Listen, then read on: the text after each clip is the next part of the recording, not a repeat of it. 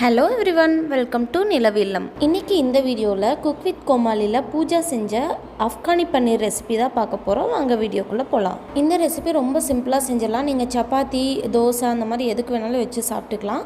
First வந்துட்டு நம்ம பன்னீரை வந்துட்டு மேரினேட் பண்ணிக்கலாம். அதுக்கு வந்து நான் 100 கிராம்ஸ் பன்னீர் எடுத்திருக்கேன். இந்த பன்னீரில் கொஞ்சமாக வந்து உப்பு போட்டுக்கோங்க. அது கூட கொஞ்சமாக மஞ்சள் தூள், தென் வந்துட்டு 1/2 டேபிள் ஸ்பூனுக்கு வந்து கரம் மசாலா அண்ட் வந்து உங்கள் தேவைக்களவாக வந்துட்டு சில்லி பவுடர் போட்டுக்கோங்க. ஃபைனலாக இஞ்சி பூண்டு பேஸ்ட் வந்துட்டு 1 ஸ்பூன் அளவுக்கு போட்டுட்டு இதை நல்லா பெரட்டி விட்டுக்கணும். இதுக்குள்ளே நீங்கள் தண்ணி அந்த மாதிரி எதுவும் விட வேண்டியதில்லை. இது நம்ம வந்து ஜஸ்ட்டு தோசை தவாவில் போட்டு எடுக்கணும். ஸோ இந்த மாதிரி வந்து ஃபுல்லாக வந்துட்டு மிக்ஸ் ஆகிற மாதிரி வந்துட்டு மேரினேட் பண்ணிக்கலாம்.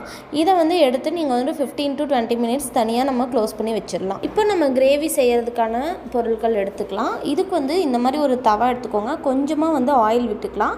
இதில் வந்துட்டு இந்த அளவுக்கு வந்துட்டு இஞ்சியும் பூண்டையும் வந்துட்டு நல்லா அந்த எண்ணெயில் வதக்குற அளவுக்கு ஃப்ரை பண்ணிக்கோங்க. அது கூட வந்துட்டு நான் பெரிய வெங்காயம் 2 வெங்காயம் எடுத்திருக்கேன். ஸோ இதை வந்துட்டு இந்த மாதிரி போட்டுட்டு இதையும் நம்ம ஃப்ரை பண்ணிக்கலாம். இது நல்லா வேகிறதுக்கு கொஞ்சமாக வந்துட்டு சால்ட் சேர்த்துக்கோங்க. இது கூட வந்துட்டு ஒரு பெரிய பச்சை மிளகாய் எடுத்திருக்கேன். காரம் வந்து அதிகமாக வேணும் அப்படின்னா இன்னொன்று கூட சேர்த்துக்கலாம்.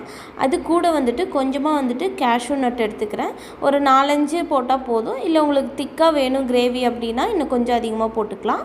இது கூட வந்துட்டு கொத்தமல்லி வந்துட்டு நல்லா வந்துட்டு ஒரு பெரிய கைப்பிடி அளவுக்கு நம்ம எடுத்துக்கணும்.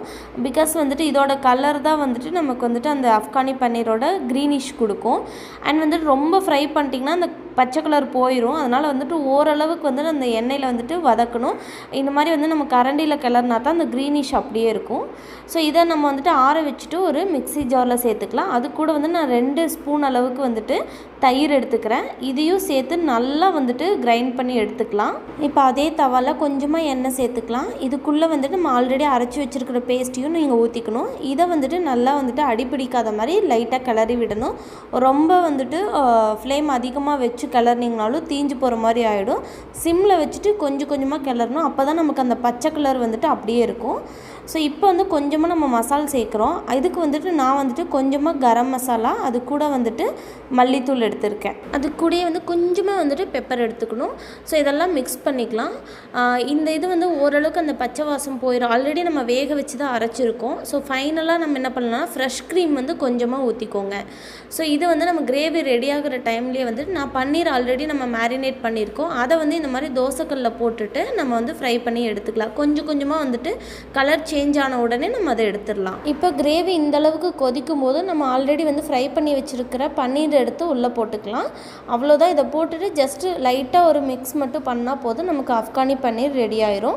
நம்ம இதை அப்படியே சர்வ் பண்ணிக்கலாம். இதை எடுத்துகிட்டு இது கூட கொஞ்சமாக வந்துட்டு மேலே டெக்கர் பண்ணுறதுக்காக ஒரு 2-3 பன்னீர் க்யூப்ஸை மட்டும் வச்சுக்கலாம். அவ்வளோதான். ரொம்ப ஈஸியாக வந்து நம்ம ஆப்கானி பன்னீர் செஞ்சுட்டோம். டேஸ்ட்டுமே வந்து அட்டகாசமாக இருந்தது. நீங்களும் ட்ரை பண்ணி பாருங்கள்.